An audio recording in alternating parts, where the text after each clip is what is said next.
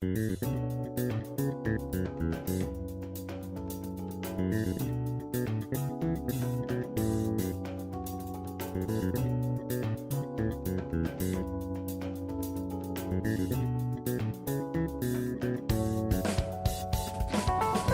first thing that Seymour said that has resonated with me tonight.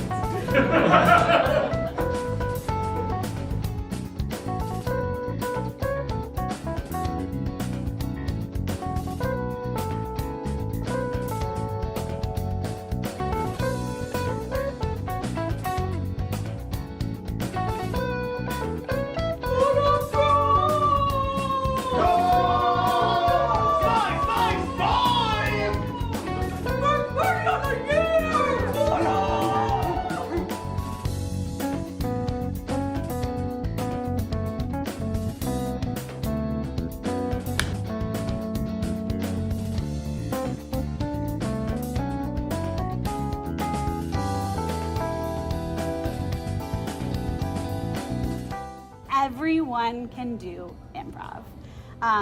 And I think making sure you find a place where you like feel comfortable and feel welcome from the beginning is like super important, but like literally everyone has the ability and the skills and the play and creativity inside them to do improv. It might take some a little bit longer to feel more comfortable, but literally everyone can do it.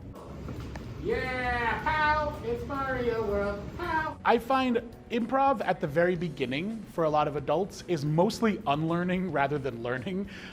There's sort of this thing that happens where, like I said, as kids, we play so joyfully and so freely, and it's like we don't have the critic in our head, right? Like we're just kids, we don't know, they make silly, dumb, weird choices and we're not worried about people judging us. And then like middle school happens and things get rough, and then high school happens, and then you go out into the working world and like all of these things happen and we start inserting all these ideas around like, be ashamed of that, maybe hide that from people, protect yourself a bit from embarrassment. And so we make a million little compromises to protect ourselves from embarrassment, which is part of being social, like we're a social species, that's what we do.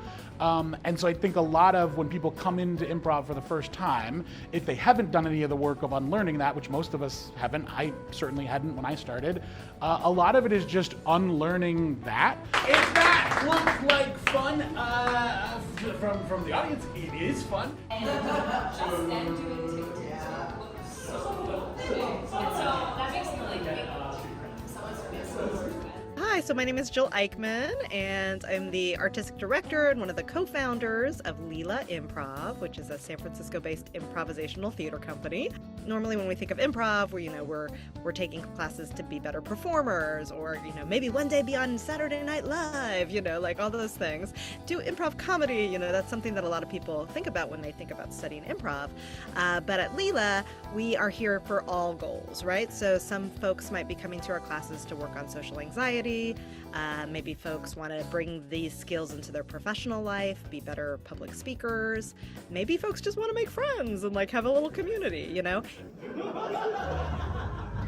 Improv can seem very scary from the outside, and it is a little bit when you're doing it. But I think what's important to know is that unlike a lot of other sports or activities or hobbies, kind of the core of improv is being supportive and caring and like making other people look good. Like the best improviser is not the single person who's like the funniest. It's more like who makes everyone else that they play with look better.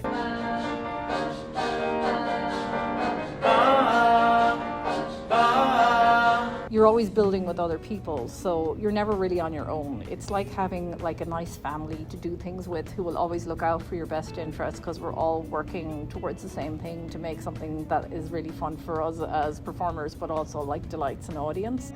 So, I want to be teacher's pet. I want to succeed. I want to be good at the thing. And the euphemism for that is teacher's pet. No subtext at all. How often in like you're a 9 to 5 do you get to just like be silly, right? Yeah. And without judgment. Yeah, I don't know. I just thought I was being, fun and kooky. I thought that's what everyone thought. That was so interesting. And I think that's the beauty of improv is it's going to be a judgment-free zone. So you like have that permission to just like be a kid or be random or do whatever you want.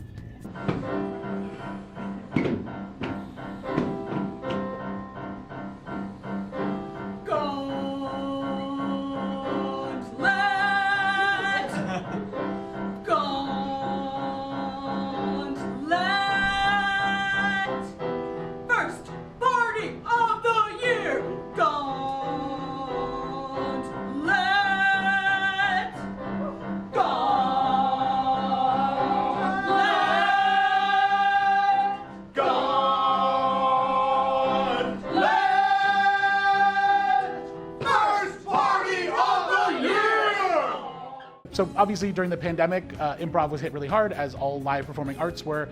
And there was some effort to kind of put it online. And not to begrudge anyone who put improv online, but to me, improv thrives as a live art form. There is something magical that happens when a group of improvisers get on stage in front of an audience and we're all in this space together. There is like this insane connection that happens, and it manifests as laughter and tears and all of those other wonderful, fun, visceral responses our bodies have. But it's irreplaceable. It's impossible to replace. And so COVID was a really hard time to be an improviser, and I'm very grateful that we're getting back to being able to do it in person, because I think watching improv recorded, seeing it in video, or seeing it on Zoom, it's just not that dynamic. You just miss out on this vibrancy. It is like fire. It is absolutely alive. So go see a live improv show. That's my plug. See a live improv show. Da da da. You can freeze frame there and then put an ad. It's like, see live improv shows here. There we go. I don't know what I'm doing. Is that an ad? This is like my Vanna White pose.